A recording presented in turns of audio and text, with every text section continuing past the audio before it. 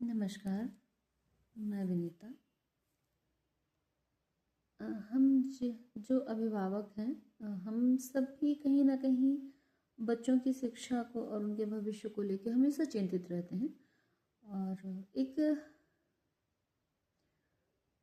बच्चों की जो मनःस्थिति है उसको लेकर मैं बात करना चाहती हूँ कि जिस उम्र में हम लोग निश्चिंत रहते थे, जिस उम्र में हम लोग खेलते थे, हंसते थे, उस उम्र में आज बच्चे अब सादगी और जा रहे हैं। उनको भविष्य की इतनी चिंता हो गई है जितनी नहीं होनी चाहिए, क्योंकि कहीं ना कहीं कुछ चीज़ें पूर्व निर्धारित होती हैं, उसको हम माने या ना माने। जैसे अ, जैसे हम लोग के समय फ़ोन की शुरुआत हुई, फ़ोन भी नहीं था। और फिर आज हम ये कल्पना नहीं कर सकते कि हम इतनी बड़ी मीडिया का इतना प्रभाव होगा कि हम कहीं भी बात कर सकते हैं, किसी को देख सकते हैं, सुन सकते हैं, हम आपसे ऐसी बातें कह सकते हैं। तो कहीं ना कहीं हमें इस चीज़ में विश्वास करना होगा कि कुछ पूर्व निर्धारित है।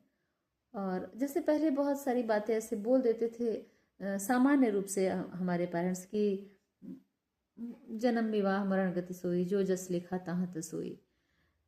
तो जैसे लाभ हानि जीवन मरण जस सब जस विधि, हाँ, तो कुछ चीज़ें ऐसी बनी थी और वो उनको आत्मसात कर लेते थे।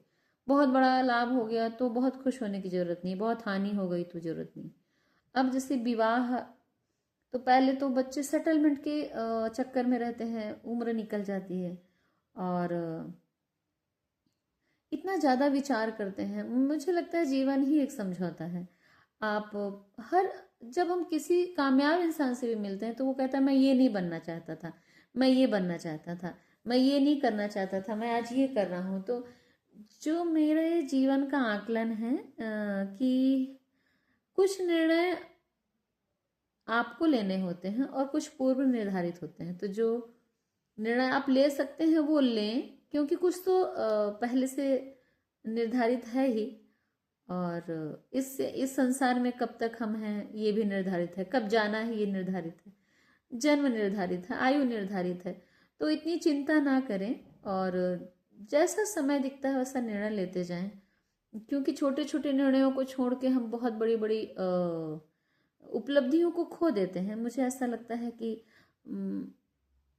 ऐसा समझ में आता है जब मैं देखती हूँ, जब लोग अपनी जीवनी के बारे में बताते हैं। हम लोग तो मुख्यतः घर में ही समर्पित थे, लेकिन जैसे थोड़े जो अपने अनुभव होते हैं मीडिया के माध्यम से, या कभी कहीं किसी से मिले तो किसी को सुना, तो मुझे ऐसे लगता है कि खुश रहना अपना चुनाव है। और भविष्य जो लिखा था वो भी हुआ। हम लोग यहाँ हैं, बातें कर रहे हैं, और जो लिखा होगा वो भी होगा।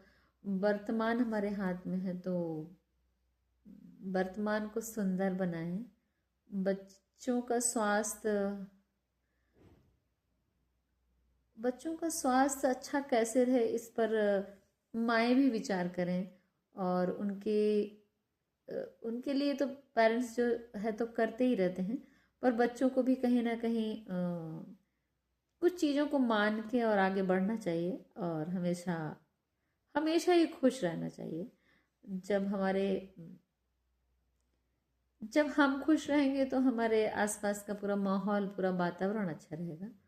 तो बच्चे बस खुश रहें, मैं ये चाहती हूँ। और बाकी जो उपलब्धियाँ हैं, अगर आप खुश रहेंगे तो उन उपलब्धियों को भी आनंद ले पाएंगे, और आप अपने आप में भी गौरवान्वित होंगे कि मैंने इन कठिन परिस्थितियों को बड़े अच्छे से सामना किया। तो खुश रहने से आपका स्वास्थ्य अच्छा रहेगा। तो जो भी काम करें बहुत आनंदमय होके करें, क्योंकि आनंद अगर काम में नहीं आता तो कहीं नहीं आता।